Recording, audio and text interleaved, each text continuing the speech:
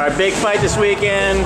Adrien Broner was upset by Marcos Maidana. First of all, just your thoughts on the fight, Senior. Well, first of all, I want to say that it was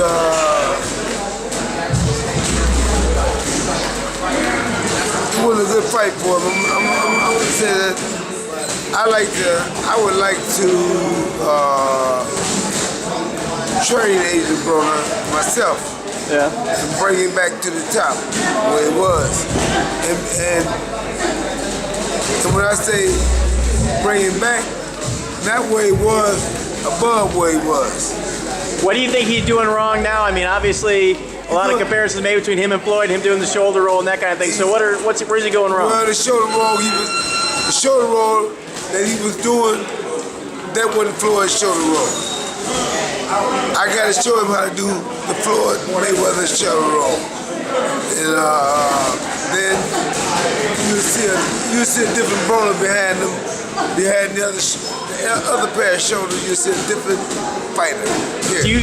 Do you think that's where a lot of fighters go wrong, is trying to emulate someone like Floyd, who's so hard? I mean, he's great for what he does. Well, a lot of people do that. I mean, people used to do it with Ali. Ali used to have his hands down. He danced with his hands down. You see a lot of people get caught like that. And most time your hand, if you don't know nothing about your hand being down and where your hands at, keep your hands up. Going into the fight, how did you see? Did you think Broner was going to win, and how did the fight go differently than you might have expected? Well, I didn't really, Maidana, I didn't really know that much about him, but one thing he did seem like he can punch pretty good, and by him being able to punch pretty good, that showed me that Broner's got a good chin behind him, so I think Broner's a good candidate for me. Well, he toughed it out. He hung in there, especially when apparently he had a broken jaw. But do you think 147 is the right weight class for him? That's one thing that I sort of went against. Broner, to me, with his height and stuff, he should be a 35-pounder or 40-pounder at the most. So 147 is not where he should be. What did you think? 47 is not his class, right. Not at all. He's not, his height is not, he's not tall enough. And plus, when you're in the 47-pounder, man, that's a good, strong class, And like I said, even if you look at Floyd, even my son, my son's just a badass, as simple as that, because he really is too small for a welterweight.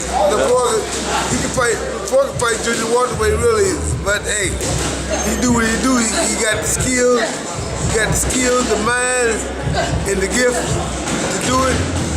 There it is. What about this fight in particular? You saw that he needs to work on. Look like he's really open to the left hook and that kind of thing. Broner, in this fight here with Maidana, what did you see in the fight that he really needs to specifically work on? Like, he seemed to get hit with a lot of the same punches he got hit against Paulie with. And yeah, then he was getting hit over the top. Dude it was kind of wide, but he was coming over the top, catching Broner. And something like that would have been real easy to roll off the shoulder. Hey, he didn't do it. Right. And as far as power, you think it's there? I mean, do you think that was one thing that really hurt him there, was that Maidana didn't really have to respect his power? He didn't seem to be able to hurt him? What about the power? Do you think, the fact that he didn't really carry the power up with him to 147, Broner did, and do you think that was really helped Maidana a lot because he didn't really have to respect Broner and his power? Well, it's kind of the way Paulie, he didn't have to respect Paulie's power when they fought. Well, Paulie, we know Paulie is not a big puncher, but like I said, man, Broner is a different thing from Paulie. I'm just saying, he beat Paulie, but I'm saying Broner is a different thing from Paulie than he is with Maidana. He's a guy that can punch pretty good, but I don't think his punch was landing that hard. Broner's punch was landing that hard because he was throwing arm punches. You know, he didn't sit down on those punches. Yeah. See, most times you hear people when they sit down on their punches, man, you'll hear a grind or something.